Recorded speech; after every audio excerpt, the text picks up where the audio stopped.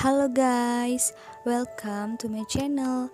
Apa kabar semua? Jumpa lagi dengan Fitri Fauzia. Nah, kali ini aku akan menjelaskan tentang teori perkembangan karir Ginsberg. Sejarah teori perkembangan karir Ginsberg.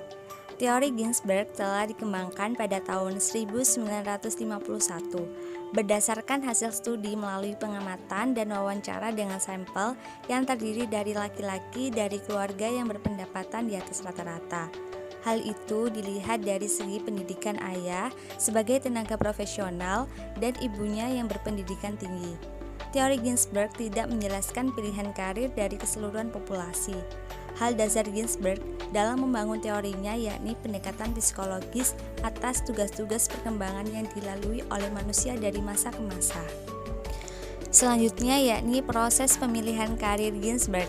Menurut Ginsberg, Axelrod, dan Herna tahun 1951, perkembangan dalam pemilihan karir mencakup 3 tahapan utama, yakni yang pertama masa fantasi, yang kedua masa tentatif, dan yang ketiga masa realistik. Yang pertama, masa fantasi. Pada masa ini berlangsung pada individu dengan tahap usia kira-kira 10 tahun atau 12 tahun, masa sekolah dasar. Pada masa ini, proses pemilihan pekerjaan sifatnya masih sembarangan atau asal pilih. Pemilihan pekerjaan pada masa ini hanya didasari atas kesan yang dapat melahirkan kesenangan saja. Menurut Ginsberg, kegiatan bermain pada masa fantasi secara bertahap menjadi berorientasi kerja dan merefleksi preferensi awal untuk jenis aktivitas tertentu. Yang kedua, masa tentatif. Masa tentatif berlangsung mencakup anak usia lebih kurang 11 tahun sampai 18 tahun atau pada masa anak bersekolah di SMP dan SMA. Pada masa ini, pilihan pekerjaan seseorang mengalami perkembangan. Masa tentatif ini dibagi lagi menjadi 4 tahapan, yakni yang pertama ada tahap minat. Terjadi pada usia 11-12 tahun, individu membuat keputusan yang lebih definitif tentang suka atau tidak suka. Individu cenderung melakukan pekerjaan atau kegiatan hanya yang sesuai minat dan kesukaan mereka saja. Yang kedua, tahap kapasitas. Tahap ini berlangsung pada usia 13-14 tahun, masa di mana individu mulai melakukan pekerjaan atau kegiatan didasarkan pada kemampuannya masing-masing. Orientasi pilihan pekerjaan juga pada masa ini berbentuk upaya mencocokkan kemampuan yang dimiliki dengan minat dan kesukaannya. Selanjutnya ada tahap nilai. Tahap ini berlangsung pada usia 15-16 tahun, yakni di mana tahap minat dan kapasitas itu akan diinterpretasikan secara sederhana oleh individu yang mulai menyadari bahwasanya terdapat suatu kandungan nilai-nilai tertentu dari suatu jenis pekerjaan, baik kandungan nilai yang bersifat pribadi maupun yang bersifat kemasyarakatan.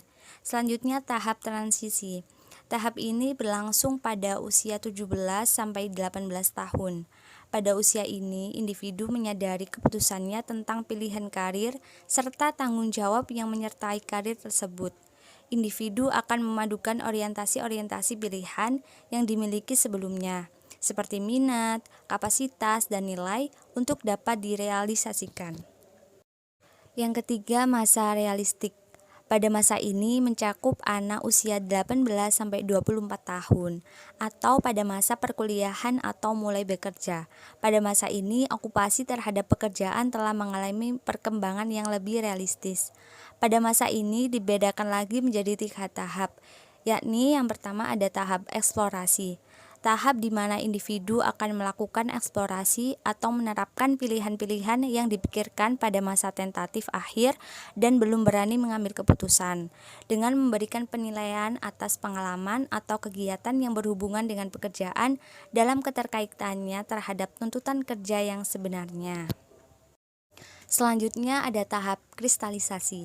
Pada tahap ini, individu akan mengambil keputusan pokok dengan mengawinkan faktor-faktor internal dan eksternal dirinya untuk sampai pada spesifikasi pekerjaan tertentu, termasuk tekanan keadaan yang ikut memaksa pengambilan keputusan itu. Selanjutnya tahap spesifikasi. Pada tahap ini, semua segmen dalam orientasi karir, dimulai dari orientasi minat, kapasitas, dan nilai, sampai tahap eksplorasi dan kristalisasi telah dijadikan pertimbangan yang matang. Tahap spesifik ini terjadi apabila individu sudah memilih suatu pekerjaan atau pelatihan profesi untuk karir tertentu. Selanjutnya yakni membahas tentang faktor-faktor pemilihan karir Ginsberg. Menurut Ginsberg, terdapat 4 faktor yang mempengaruhi pemilihan karir. Di antaranya yakni yang pertama, realitas. Pemilihan suatu pekerjaan akibat dari tekanan lingkungan. Yang kedua, pendidikan. Faktor yang terdapat pada bidang karir yang ditentukan oleh kualitas dan kuantitas pendidikannya. Misalnya dia kuliah keguruan, maka ia dituntut untuk menjadi guru. Yang ketiga, emosi. Salah satu faktor pemilihan karir yang tergantung pada aspek kepribadian seseorang. Yang keempat, nilai pribadi. Faktor yang menentukan karir berdasarkan pada aspek kepribadian seseorang. Kelebihan dan kelemahan teori perkembangan karir Ginsberg. Kelebihannya yakni dengan melewati fase seorang individu secara berangsur-angsur dalam jabatan dan sifatnya masih sementara sampai orang dewasa dapat membuat pilihan jabatan untuk mendapatkan karirnya. Kelemahannya yakni terletak pada keterkaitan individu pada fase yang dilalui.